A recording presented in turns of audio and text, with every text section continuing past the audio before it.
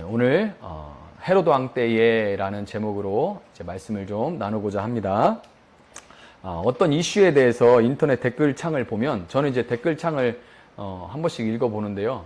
특별히 이제 설교 준비할 때 제가 이제 찬양도 틀지만 때로는 이제 클래식, 그 중에서 바하의 음악을 좀 틀어놓고 설교 준비할 때가 있습니다. 마음이 좀 가라앉고 그러기 때문에 그 설교 준비할 때 바하 음악을 좀 틀어놓는데, 바하가 이 교회 음악의 아버지잖아요.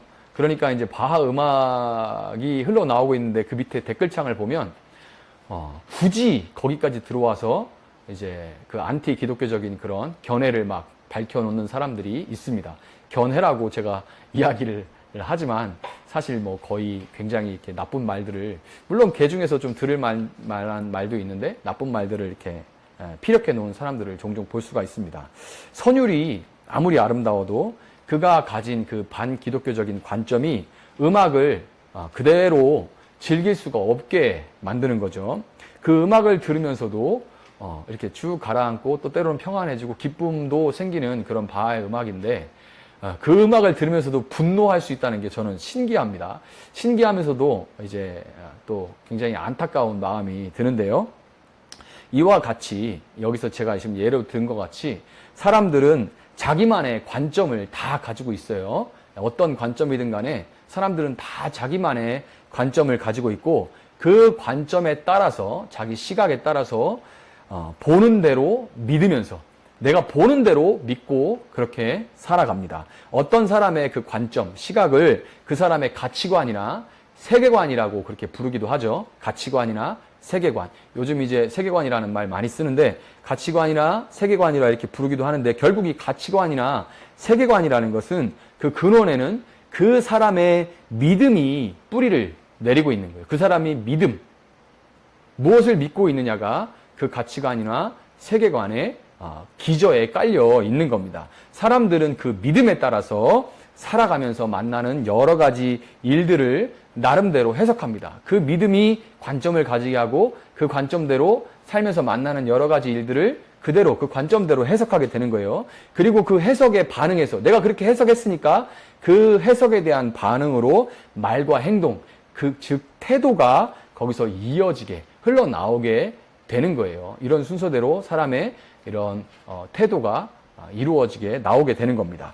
이와 같이 그 사람이 어떤 사람인가를 보여주는 그 사람의 가치관, 세계관, 또 태도, 이런 것들은 그 사람이 무엇을 믿느냐의 영역에 달려 있는 건데요. 무엇을 믿고 있느냐의 영역에 달려 있는데, 무엇을 믿느냐는 크게 나 자신을 믿고 내가 주도권을 가지고 살아가는 그런 사람이 있고, 또한 또 동시에 하나님을 믿고 하나님의 주도권을 인정하고 따라가는 사람이 있습니다. 자, 무엇을 믿느냐의 영역이 그 사람의 가치관과 태도를 보여주는데, 무엇을 믿느냐에는 크게 자기 자신을 믿고 내가 주도해서 살아가는 그런 사람이 있고, 하나님을 믿고 하나님의 주도권을 인정하면서 하나님을 따라가면서 그렇게 살아가는 사람, 크게 이 세상에 있는 사람들은 이 두 부류로 나눌 수 있다고 말을 할 수가 있습니다. 전자와 이 후자의 사람은 삶에 대한 해석이 당연히 다르겠죠. 그러니까 그에 따른 해석이 다르니까 그에 따른 그 태도도, 삶을 대하는 그 태도도 달라질 수밖에 없습니다. 오늘 본문을 보면, 제가 오늘 카톡 단톡방에다가 이제 마태복음 2장을 전체적으로 한번 읽어보시라고 그렇게 말씀을 드렸는데요. 본문을 쭉 읽다 보면 마태복음 2장에는 헤로드 왕과 예수님, 그리고 동방에서 온 박사들과 헤로드 왕의 궁전에 모인 대제사장들과 그 다음에 백성의 서기관, 이렇게 두 그룹이 등장하는데, 이 두 그룹을 비교, 대조하면서 기독교인, 이 크리스천이라고 불리는 기독교인은 어떤 사람들이며 어떤 태도를 갖고 살아가는지를 이제 오늘 마태복음 2장이 분명하게 보여줘요. 이 두 그룹의 사람들의 태도를 통해서 오늘 본문 말씀을 이제 같이 한번 살펴보면서, 너는 누구이며 또 너는 지금 누구를 따르고 있느냐, 너는 누구냐, 그리고 너는 지금 누구를 따르고 있느냐 하고 물어보시는 주님의 음성을 들으시고 그 물음에 정직하게 답할 수 있는 여러분 되시기를 축복합니다. 자, 본문 1절을 볼게요. 본문 1절은 헤롯 왕 때에, 오늘 설교 제목이죠. 헤롯 왕 때에, 이렇게 이 헤롯 왕 때라는 말로 시작을 합니다. 헤롯 왕, 헤롯 대왕이라고 불리는 이 헤롯 1세는 헤롯 1세가 그 유대 땅을 다스릴 때 예루살렘, 이 이스라엘은 겉으로 보기에는 평화로워 보였어요. 평화가 유지되는 것처럼 보였습니다. 그는 밖으로 로마와의 관계를 잘 유지했고, 그것을 바탕으로 안으로 정치적인 안정을 좀 꾀할 수가 있었고, 경제적으로도 발전을 어느 정도 시킬 수가 있었습니다. 헤롯 대왕은 정통 유대인이 아니었습니다. 엄마는 유대인이었는데 아버지는 그 야곱의 형 에서, 그 에돔이라고 부르죠. 에돔 족속 출신이에요. 그러니까 둘이 섞인 거죠. 아버지와 어머니. 근데 유대인들이 엄마 쪽을 따르니까 유대인인 유대인인데 순수하지가 않은 거예요. 이 혈통을, 순수 혈통을 굉장히 중시하는 유대사회에서 이런 배경의 헤롯이 왕이 될 수 있었다는 것은 그가 당시 굉장히 혼란하던 전국에서 식민 지배국이었던 로마를 상대로 한 그 정치적인 수완이 얼마나 뛰어난 사람이었는지를 우리에게 보여주는 겁니다. 얼마나 정치적으로 수완이 좋았으면 로마의 그런 정권에 있는 사람들을, 요직에 있는 사람들을 막 구워 삶아가지고 당시에 그 식민지였던 헤롯이 식민지였던 유대에 와서 왕이 된 거예요.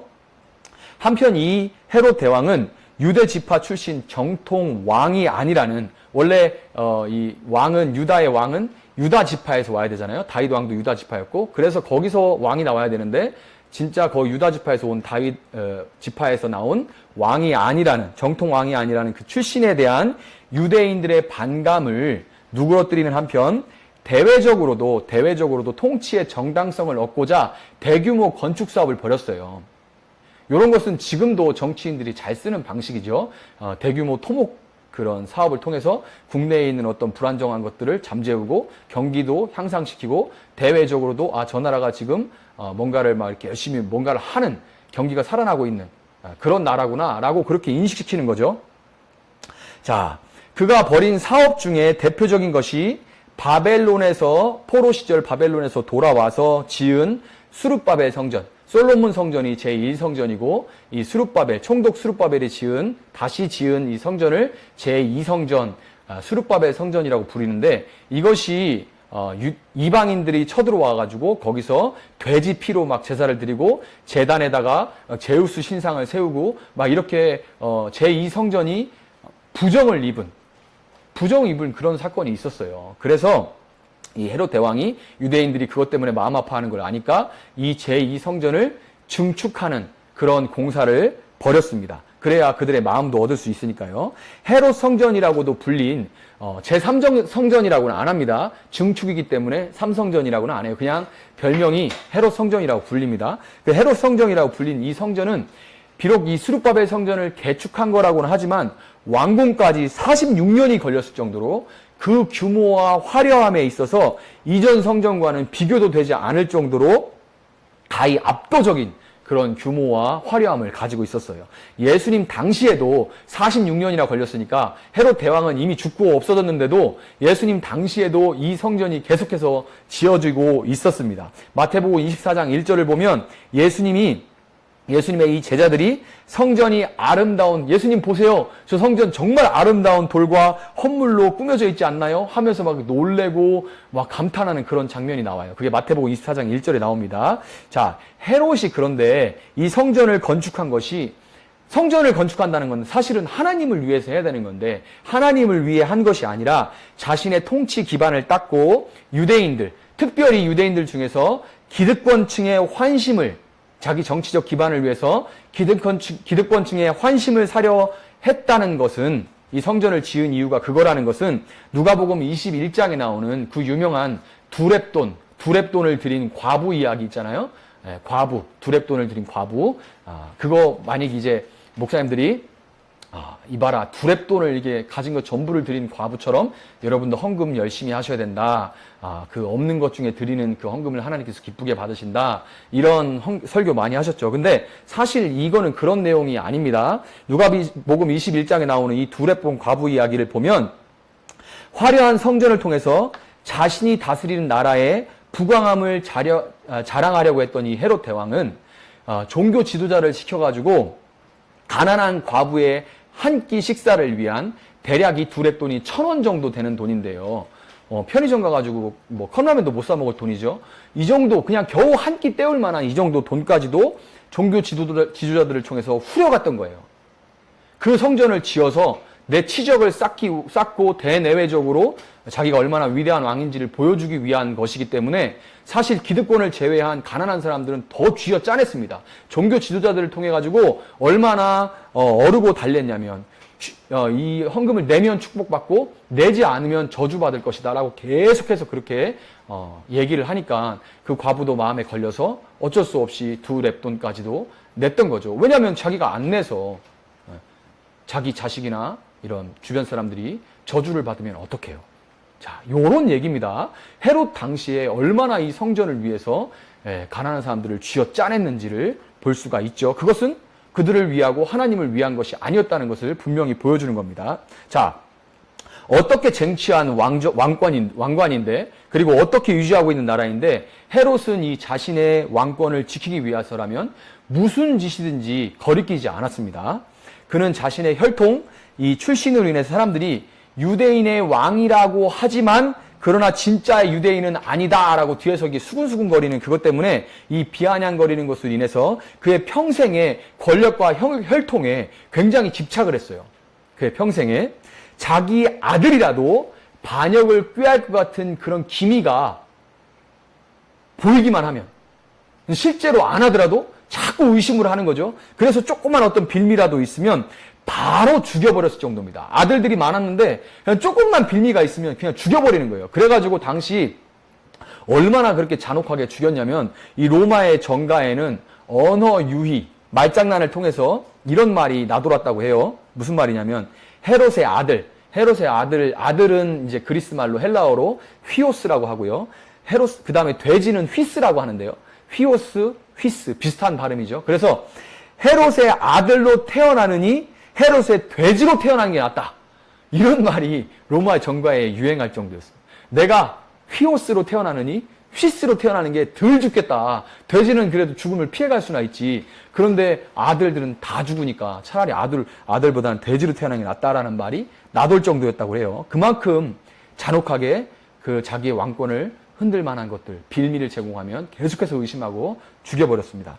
잔혹한 일을 많이 저질렀던 이 헤롯은 막상 죽음을 앞두고는 자기를 위해 울어줄 사람이 없을 것을 걱정했어요. 그래서 어떤 방식을 취했냐면 예루살렘에 사람들이 존경하는 모든 사람들을 다 잡아다가 사람들에게 존경받고 사랑받는 사람들을 다 잡아다가 예루살렘에서 감옥에 가둬버렸습니다. 그 다음에 이 자기 부하들한테 무슨 명령을 내렸냐면 내가 딱 죽자마자 감옥에 있는 그들을, 그 유명인사들을 싹 다 죽여버려라. 그래서 사람들이 그 사랑하는 사람들을 잃는 그 아픔 때문에 눈물을 흘리고 장례식에서 애통하면 내가 그 눈물과 애통을 내가 대신 받겠다. 왜냐하면 나를 위해서는 울어줄 사람이 아무도 없으니까. 이런 생각을 한 사람이에요. 여러분, 헤롯은 왕으로서 그 누구보다도 스스로 주도권을 가지고 살았다고 생각했겠지만 내 마음대로 하고 내가 주도적으로 내가 왕으로서 그렇게 살아왔다고 생각했겠지만 그는 평생에 자신을 평가하는 세상 기준에 의해서 이리저리 휘둘렸고 언제나 왕임에도 불구하고 열등감과 외로움에 시달렸던 거예요. 스스로 왕된 그는 진짜 왕이었던 것이 아니라 세상이 그의 왕이었고 그는 사실 그 세상의 노예에 불과했던 것뿐입니다. 헤롯 왕 때에 겉으로 보기에는 평화로워 보였지만 사실 그 헤롯 왕 안에 전혀 샬롬이라고는 평화라고는 전혀 없었던 것처럼 그 시대는 깊은 새벽이 오기 전에 가장 어둡잖아요. 해가 동터 오기 전에 그 새벽이 가장 어둡잖아요. 그와 마찬가지로 가장 어두운 어둠의 흑암의 시대였던 겁니다. 이 어두운 헤롯 왕 때에 예수님이 유대 베들레헴에 나셨습니다. 예수님은 이 베들레헴에서 나신 후에 유대인들은 난지 8일 만에 남자아이들은 할례를 받아야 되잖아요. 근데 할례는 아무 데서나 받을 수 있는 게 아닙니다. 그래서 예루살렘으로 옮겼어요. 난지 8일 만에 할례를 받기 위해서 베들레헴에서 예루살렘으로 옮긴 다음에 거기서 헤롯이 죽이려고 하는 그런 일 때문에 어떻게 했죠? 이집트로 바로 피난을 가야만 했습니다. 예수님은 난민 출신이에요. 피난민 출신입니다. 14절을 보면 이 마태복음 2장 14절을 보면 요셉은 밤에 아기와 그의 어머니를 데리고 떠났다고 그렇게 말을 하죠. 자, 출산한 지 얼마나 된 거예요? 출산한 지 진짜 얼마 안 된 그런 상태에 아내와 아직 이제 몸도 추스르지 못했는데 그 아내와 핏덩어리 같은 아기를 데리고 야반도주를 하는 요셉의 심정이 어땠을까요? 그 여정은 언제 돌아올지 기약도 없는 그런 여정이었습니다. 그렇지만 이거 진짜 기구하잖아요. 출생의 비밀 드라마에서 많이 나오는데 예수님보다 더 기구한 출생의 비밀이 또 있을까요? 나자마자 얼마 되지도 않는데 바로 이렇게 이집트로 피난을 가야만 했던 그런 상황이었습니다. 그런데 이 기구한 출생의 이야기에 대해서 마태복음 2장 15절은 이렇게 말해요. 이는 주께서 선지자를 통하여 말씀하신 바 애굽으로부터 내 아들을 불렀다 함을 이루려 하심이라. 이렇게 평가를 합니다. 정말 기구한 피난민 출신 예수님의 탄생 이야기인데 그런데 성경은 그것에 대해서 뭐라고 평가하냐면 애굽에서 내 아들을 불렀다 하려고 하는 그 하나님 말씀이 이루어지고 성취되었다. 이렇게 얘기를 하는 거예요. 자, 애굽으로부터 내 아들을 불렀다. 이 말은 유대인이라면 누구나 이 말을 들으면 누구나 떠올리는 인물이 하나 있는데요. 누구죠? 모세입니다. 모세 이야기를 바로 떠올리게 하는 거예요. 예수님이 나실 때 영아 대학살이 일어났죠. 정말 두 살 아래의 모든 아이들이 베들레헴에서 난 모든 아이들이 사내 아이들이 다 죽어버리는 그런 대량 학살이 일어났고 어린 시절을 이집트에서 보낸 것은 이 예수님의 출생에 관련된 이야기가 모세의 이야기와 흡사하다는 것을 우리에게 말해주는데요. 흡사하지만 히브리서 3장 5절부터 6절은 이렇게 말합니다. 모세는 장래에 말할 것을 증언하기 위하여 하나님의 온 집에서 종으로 신실하였고 그리스도는 하나님의 집을 맡은 아들로서 그와 같이 하셨으니 이렇게 히브리서는 평가를 합니다. 모세는 하나님의 종으로서 아들이 아니고 종으로서 이스라엘을 출애굽시켜서 하나님이 예비하신 가나안으로 인도하긴 했지만 결국 가나안 땅을 모세는 밟지 못했죠. 왜냐하면 그가 결국에는 하나님 뜻보다는 자기의 혈기를 결국 못 참고 앞세웠기 때문에 결국엔 가나안 땅을 밟지 못하고 모세는 실패했습니다. 그렇지만 모세보다 뛰어나신 종이 아닌 하나님의 아들이신 예수님은 애굽에서 돌아오셔서 하나님의 아들로서 십자가에서 죽기까지 얼마나 예수님도 혈기를 낼 수 있는 그런 상황이었는데 예수님 혈기를 내지 않으시고 자기의 뜻이 아니라 온전히 하나님의 뜻에 죽기까지 순종하심으로써 결국 죄와 사망 권세에서 자기 백성을 건져내서 하나님의 나라로 그들의 소속을 예수님은 옮기실 수 있었던 겁니다. 여러분 지금까지 본 것처럼 성경은 정확하게 헤롯과 같이 스스로 왕된 삶과 하나님을 왕으로 섬기신 그 예수님의 삶을 구분하고 그 해석을 다르게 합니다.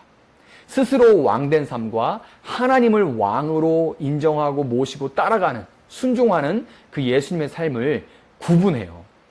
사람이 보기에 성공한 것 같은 그 헤롯의 삶은 하나님이 보시기에는 자신뿐만 아니라 온 이스라엘을 어둡게 만들어버리는 그 실패한 삶으로 하나님은 그의 삶을 평가하고 해석하셨지만 하나님의 다스림을 따르는 하나님 나라의 삶을 살아가셨던 예수님의 삶은 사람이 보기에는 세상 그렇게 비참하고 초라하고 실패한 그런 인생이 없지만 그러나 예수님의 그 삶을 하나님은 하나님의 뜻을 이 땅에 그대로 이루는 왕이신 하나님을 대리해서 통치하는 왕의 삶을 이 땅에서의 왕의 삶을 온전히 살아갔던 그런 삶으로 하나님은 예수님의 삶을 해석하시고 평가하셨던 거예요.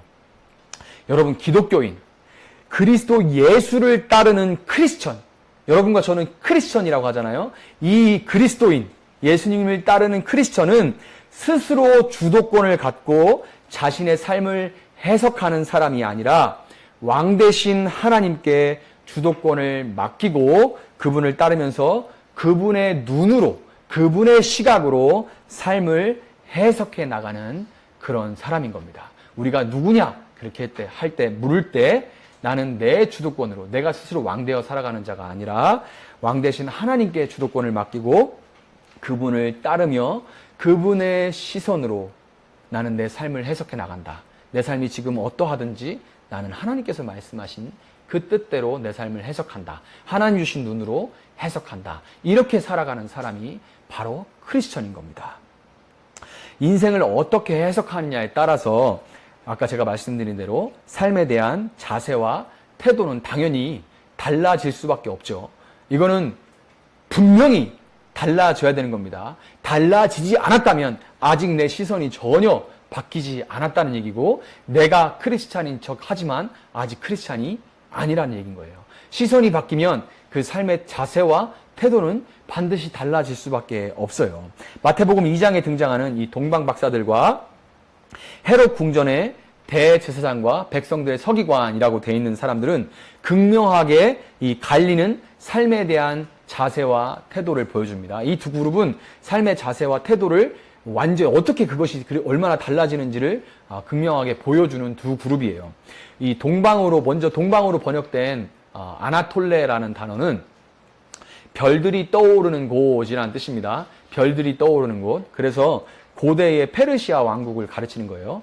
페르시아 제국을 가리키는데 이 페르시아에서 온 박사들은 그 페르시아에서 그냥 하찮은 사람들이 아니라 왕의 통치에 여러 가지 이런저런 조언을 하는 사람들로서 그들에게 필수적인 것은 점성학이었습니다. 별을 보고 그리고 그 길흉을 이렇게 맞출 수 있고 앞으로 어떤 일들이 있는지를 왕에게 이렇게 조언하는 그런 사람들이었기 때문에 점성학을 필수로 공부를 해야만 했습니다. 당시 페르시아 쪽의 점성학 전통은 이게 허술했던 게 아니에요. 지금도 우리가 이제 인정하고 있는 그 하늘을 12궁도로 나눠서 여러분 뭐 천칭자리, 전갈자리, 뭐 물병자리 이런 거 있잖아요. 그와 마찬가지로 하늘을 12궁도로 나눴는데 왕의 궁도에 지금 쓰고 있는 우리가 뭐 무슨 자리 하는 게 페르시아 때 만들어진 겁니다. 그만큼 그들은 정교하게 그렇게 하늘을 연구했어요. 하늘을 바라보면서 하늘을 12궁도로 나눴는데 왕의 궁도가 있어요. 그 중에 왕의 궁도에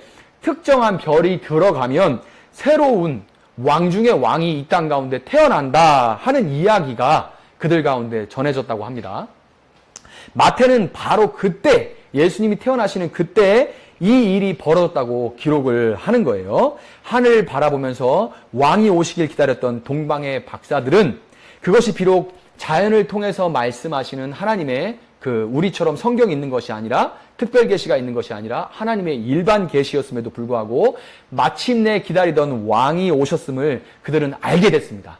늘 하늘을 바라보면서 사니까 16절에서 헤롯이 박사들에게 자세히 알아본 때를 기준으로 해서 2살부터 그 아래로 다 아이들을 죽여버려라 이렇게 얘기한 걸로 볼 때 이 동방에서 온 박사들은 그 길을 1년이 넘게 어디가 목적지인지도 모른 채 또 어디 얼마만큼 가야 되는지 제대로 모른 채 그 별을 보면서 1년이 넘는 길을 그냥 정처 없이 온 거예요. 그러다가 유대 땅까지 오게 된 겁니다. 그들이 경배할 분은 유대 땅에 도착해서 그들이 경배할 왕은 왕이었기 때문에 그들은 당연히 궁전으로 갔죠. 그렇지만 이 왕 중에 왕은 궁전에서 나신 것이 아니라 마구간에 나셨습니다. 아기와 그의 어머니 마리아가 함께 있는 것을 본 박사들은 그 마구간에 가서 기뻐하면서 그 아기 앞에 엎드려서 경배했죠. 웅장한 건물과 화려한 장식과 늘어선 신하들과 근위병들이 있는 것은 아니었지만 당연히 그 앞에서는 그 위험 때문에 경배해야 되죠. 인위적인 그 위험 때문에 경배해야 되지만 그러나 그들에게는 짐승 우리의 그 누추함은 전혀 상관없고 누군가의 시선도 전혀 상관없고 그들에게 중요한 것은 오직 자기들 앞에 있는 그 아기가 예언대로 이 땅에 오신 진정한 왕이라는 것이 그들에게 중요한 한 가지였습니다. 그래서 그들은 그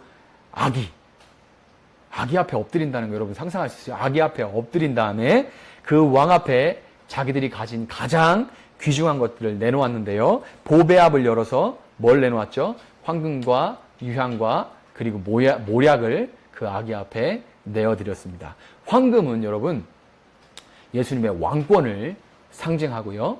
유향은 하나님과 사람 사이를 잇는 제사장으로서 예수님의 사역을, 예수님이 어떤 사역을 하기 위해 이 땅에 오셨는지를 상징하고, 마지막으로 모략이라는 것은 죽은 사람에게 발라주는 약이기 때문에 예수님이 결국에는 왕으로 오셨지만 그러나 이 땅을 위해서 죽으실 것을 예비하는 거예요. 여러분, 페르시아의 왕도 아니라 이방 땅에 나신 왕을 위해서 위험천만한 먼 길을 떠나서 가장 귀한 것을 드린 이 동방박사들의 행동은 참 그냥 일반적인 시선으로 상식적으로 볼 때는 정말 이해할 수가 없고 세상 그렇게 어리석은 일이 없지요.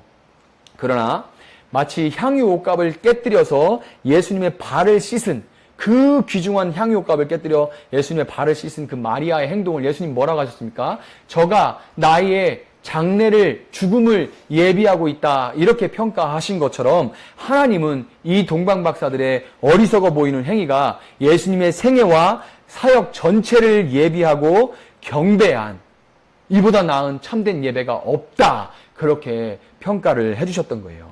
여러분, 하나님을 인정하고 예배했던 이 동방박사들은 그 후에 12절과 같이 하나님의 인도함과 지시함을 받는 그런 삶을 살아가게 됩니다. 하나님의 인도하심과 지시함을 받는 그런 삶을 살아가게 돼요. 반면에 왕권을 지키기 위해서라면 자기 아들 죽이기를 돼지 잡듯이 그렇게 저질렀던 이 헤롯 왕에게 동방박사들이 찾아와서 유대인의 왕으로 나신 분이 누구냐 이렇게 말할 때 당연히 왕국이 발칵 뒤집힐 수밖에 없죠. 이게 진짜 동방박사들은 꿈에도 몰랐겠지만 그 주변의 사람들은 다 난리 났다, 저 사람들도 돼지 잡듯이 죽여버리겠구나, 이런 생각들 들 거 아니에요? 당연히 소란이 일어날 수밖에 없었습니다. 헤롯이 대제사장들과 백성의 서기관들을 모아서 그리스도가 어디서 나겠느냐 이렇게 물었을 때 모르면 차라리 낫기나 하지. 그런데 그들은 선지자 이 미가가 예언한 대로, 미가서 5장에 보면 이 얘기가 나오거든요. 미가의 예언에 따라서 그 그리스도 메시아가 베들레헴에 나신다고 바로 대답을 해줬어요. 그들은 알고 있었던 거죠. 헤롯은 박사들을 베들레헴으로 보내면서 이렇게 말합니다. 가서 아기에 대하여 자세히 알아보고 찾거든 내게 고하라. 그래서 나도 가서 그에게 경배하게 해달라, 이렇게 얘기를 합니다. 자, 여러분, 그런데 헤롯이 정말로 경배할 거라면 지금 그 왕이 어디 나는지도 알고 이방에서 이 왕에게 경배하기 위해서 왔는데, 그러면 자기도 정말 왕 중의 왕이 나셨다면, 정말 경배할 마음이라면 그 박사들을 따라서 함께 베들레헴으로 내려가야 되죠. 그런데 그렇지 않았잖아요. 결국 헤롯과 그 주변의 무리들은 그 왕이 누구신지, 왜 오시는지, 어디로 오는지, 심지어 그 소식이 이방 땅까지 전해진 그 만왕의 왕이 오셨다는 것을 알고도 그 왕을 인정하고 받아들이기가 그냥 싫었던 거예요. 받아들이기가 그냥 싫었던 겁니다. 하나님이 아니라 스스로 왕되어 살아가는 자는 하나님을 예배하는 것이 아니라 자기 자신을 예배하면서 살아가게 되어 있어요. 모두가 스스로를 만족하게 할 그럴 육체의 정욕, 안목의 정욕, 이생의 자랑을 쫓아서 살다 보니까 이익과 욕망이 겹쳐지는 그런 꼭지점들이 있잖아요. 내 육체의 정욕, 안목의 정욕, 이상의 자랑이 있고 이 사람의 그 욕심들이, 욕망들이 부딪히는 그 꼭지점들에서 항상 서로 부딪히고 분란이 일어나고 서로 미워하고 다툴 수밖에 없는 것이 스스로를 예배하는 자들의 삶입니다. 그것이 돈이든 자리든 인정이든 안정이든 내게 손해를 끼치면 마치 가인이 동생 아벨에게 그랬던 것처럼 분이 나고 부글부글 끓게 되고 죽여 없애버리고 싶은 그런 마음이 들게 되어 있는 거예요. 헤롯은 왕 중의 왕으로 오신 예수님을 경배하지 않고 자신의 기득권을 지키기 위해서, 내가 내 손에 가지고 있는 이 기득권을 지키기 위해서 그를 죽이려는 마음을 갖게 되었습니다. 그리고 그의 삶은 동방박사와 같이 하나님의 인도하심과 지시하심을 받는 그런 삶이 아니라 악한 영의, 이 악령의 지배를 받게 되면서 베들레헴에 사는 2살 아래의 모든 아이들을 죽여버리는 그런 일을 벌이게 되죠. 이게 정상적인 생각을 가진 사람이, 정상적인 마음을 가지고 있는 사람이 할 수 있는 일인가요? 악한 영의 지배를 받고 그 지시함을 받는 사람만이 할 수 있는 일입니다. 주도권 갈등이 일어났을 때, 이 꼭지점이 부딪히고 접하는 부분이 막 부딪혀서 갈등이 일어날 때 항상 아파하고 눈물 흘리고 피 흘리고 죽어나가는 것은 역사상 항상 약한 자들이죠. 여기도 우리가 명백하게 볼 수가 있는 겁니다. 여러분, 말씀을 안다는 거, 헤롯과 그 주변의 사람들은 말씀을 알았죠. 말씀을 안다는 거 정말 중요한 겁니다. 말씀을 아는 거. 제가 새벽 날개를 하면서 창세기를 하나하나 한 장 한 장 꼬박꼬박 설명을 해드리고 있는데 많은 지식들을 여러분 얻고 계실 거예요. 말씀을 아는 건 정말 중요한 겁니다. 말씀을 알아야 말씀이신 예수님을 바르게 알고 그분을 더 사랑하고 경배할 수가 있죠. 모르는데 어떻게 더 사랑하고 경배할 수가 있겠어요. 그러나 말씀을 아는 것보다 중요한 것은 그 말씀이 선포될 때 내 주도권을 내려놓고 그 앞에 엎드려 그것이 시간이든 물질이든 무엇이든지 내가 지금 가장 소중하게 여기는 것을 그 앞에 내려놓는 거예요. 그것이 가장 중요합니다. 말씀을 아는 것도 중요하지만 더 중요한 것은 내가 아는, 요만큼 알면 요만큼 아는 대로, 요만큼 알면 아는 대로 그 말씀이 선포될 때 그 앞에 내 주도권을 내려놓고 가장 귀한 것을 하나님 앞에 드리며 그분의 왕되심을 인정하는 거예요. 우리가 은혜를 누렸을 때, 여러분 은혜를 누렸으니까 아직도 교회를 못 떠나고 붙어있는 거잖아요. 은혜를 한번 받아본 경험이 있을 거 아니에요. 그런데 은혜를 누렸을 때를 여러분 한번 생각해보면 내가 고난 가운데 아무것도 없을 때, 다 잃어버렸을 때, 아무것도 잃을 것이 없을 때, 가진 것이 없을 때, 소위 순수할 때였어요. 내가 은혜를 언제 받았는지 한번 생각해 보세요. 은혜가 내 마음에 있었을 때를 한번 생각해 보세요. 아무것도 내가 가진 것이 없을 때, 잃을 것이 없을 때 은혜를 누렸습니다. 그렇지만 나이가 들어갈수록 안다고 생각하는, 내가 안다, 좀 안다라고 생각하는 것이 점점 많아질수록 가진 것들이 하나 둘씩 늘어갈수록 우리는 사실 별것도 아닌 것들, 내 힘으로 다 얻은 것도 아닌 것들,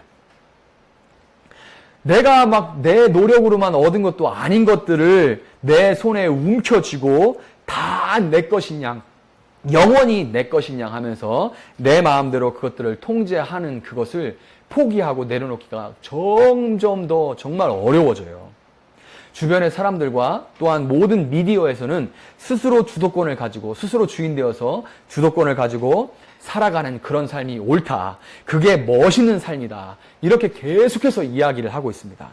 여러분, 그렇지만 오늘 마태복음 2장 20절에서 볼 수 있듯이 그렇게 스스로 왕이 되어서 참된 왕의, 나를 진정으로 다스리셔야 되는 그 참된 왕의 목숨을 찾던 그 사람들은 영원히 살 것 같고 또 그 권세가 영원할 것 같았지만 결국 다 죽음 앞에, 헤롯은 결국 죽었어요. 다 죽음 앞에 쓰러지고 남은 것은 역사에 기록된 그들의 악행일 뿐인 겁니다. 마태복음 10장 28절은 몸은 죽여도 영혼은 능히 죽이지 못하는 자들을 두려워하지 말고 오직 몸과 영혼을 능히 지옥에 멸하실 수 있는 이를 두려워하라. 이렇게 말합니다. 여러분, 이 세상의 평가와 해석이 아니라 하나님이 여러분의 삶을 어떻게 평가하시고 어떻게 해석해 주시는지를 두려워하면서 비록 미련해 보이지만 동방의 박사들과 같이 마땅히 경배할 자를 경배하는 그런 삶을 살아가시는 여러분이 되시기를 축복합니다. 말씀을 맺도록 하겠습니다. 자, 18절 한번 보세요. 마태복음 2장 18절을 한번 보세요. 뭐라고 되어 있나요? 라마에서 슬퍼하며 크게 통곡하는 소리가 들리니 라헬이 그 자식을 위하여 애곡하는 것이라. 그가 자식이 없으므로 위로받기를 거절하였도다 함이 이루어졌도다. 이렇게 말하죠. 18절에서 그렇게 말합니다. 여러분, 라헬은 이제 아마 요번 주, 다음 오는 주부터 이제 설교될 부분이 이제 레아와 라헬 얘기인데, 라헬은 야곱의 부인이죠. 그리고 이스라엘의 국모입니다. 이스라엘 국모예요. 이 라헬의 묘소가 있었던 곳이 라마입니다. 라마에 라헬의 묘소, 무덤이 있었는데요. 라마가 어디냐면 이스라엘이 바벨론으로 끌려갈 때, 이스라엘이 포로가 돼서 바벨론으로 끌려갈 때 그 길목에 라마가 자리를 잡고 있었어요. 그러니까 문학적인 표현으로 이 이스라엘의 국모 라헬이 결국엔 자기 자식들이잖아요. 이스라엘 12지파가 다 라헬과 레아에게서 나왔으니까 자식들을 위해서 애곡한다. 그렇게 표현한 거예요. 예수님이 나심으로써 여러분 수많은 아이들이 희생을 당했습니다. 얼마나 많은 아이들이 피를 흘렸을까요? 마태는 그 사건에 대해서 예레미야 31장 15절, 이 마태복음에서 인용한 이 말을 예레미야 31장 15절의 말씀을 인용하면서 그 사건에 대해서 애곡합니다. 그러나 그 눈물이, 그 애곡이 다는 아니에요. 여러분 예레미야 31장 15절을 찾아보면 그 뒤에 어떻게 이어지냐면 16절과 17절은 여호와께서 이와 같이 말씀하시니라. 네 울음소리와 네 눈물을 멈추어라. 네 일에 삭슬 받을 것인즉 그들이 그의 대적의 땅에서 돌아오리라. 여호와의 말씀이니라. 너의 장래에 소망이 있을 것이라. 너의 자녀가 자기들의 지경으로 돌아오리라. 여호와의 말씀이니라. 이렇게 이어져요. 그냥 눈물로 끝나는 게 아닙니다. 다시금 위로와 소망이 이어지고 약속이 이어지는 거예요. 여러분 많은 아이들의 죽음은 그만큼 예수님을 이 땅의 왕으로 받아들이기 싫어하는 세상의 그 어둠이 얼마나 짙은 어둠이었는지를 우리에게 보여줍니다. 그렇지만 예수님은 그 아이들의 희생을 당연한 것으로 받아들이지 않으셨죠.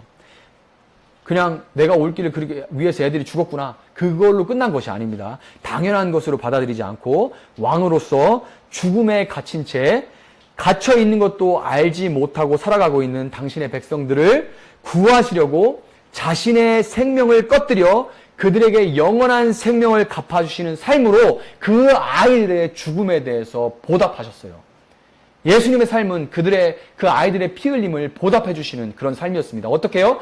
자기의 피를 흘리심으로써. 그래서 생명을 주심으로써 울지 마라. 너희가 그 영원한 생명을 되돌려 받으리라. 이렇게 자기의 생명으로, 자기의 삶으로 보답해 주시는 삶을 살았던 거예요. 여러분 스스로 왕된 삶에는 보이지 않는 것들이 있습니다. 내가 스스로 왕돼서 살아가면 보이지 않는 것들이 있는데요. 그건 뭐냐면 우리가 산다는 것이 모두 누군가의 희생으로 이루어졌다는 사실을 알지 못해요. 내가 스스로 왕되면 당연히 다른 사람들이 하는 것은 당연한 거예요. 내가 왕이니까 내게 유익이 되는 것은 당연히 이용하고 그들이 나를 위해서 이렇게 하는 것들은 당연한 거예요. 그런데 여러분 생각해 보면 몸의 변화를 겪으면서 이 자궁을 내어주고 밤잠 못 자면서 길러주신 어머니와 또 안 그런 분들도 많이 있지만 자기가 좋아하는 것들, 총각 때 즐기던 것들 이런 것들 다 멈추고 돈 벌어오는 기계로 전락한 그런 아버지들이 있기 때문에 그리고 내가 뭔가에 합격할 때는 노력했지만 나 대신 떨어진 누군가의 희생으로 내가 합격자가 된 거예요. 나라는 사람이 존재하기 위해서는 세상에 많은 사람들이 희생이 필요한 겁니다. 이것들이 내가 왕일 때는 보이지 않아요. 여러분 이것이 나 중심으로 이런 희생들을 당연한 것으로 여기면 결국 여러분 헤롯의 길을 걸어가는 것입니다. 내가 스스로 왕된 자의 길을 헤롯처럼 따라가면 결국 이렇게 나를 위해 희생하는 것들에 전혀 감사하지 않고 당연하게 받아들이면서 늘 오히려 내가 마음대로 통제하고 산다고 하지만 외로워하고 열등감에 시달리면서 그렇게 살아가게 돼 있는 거예요.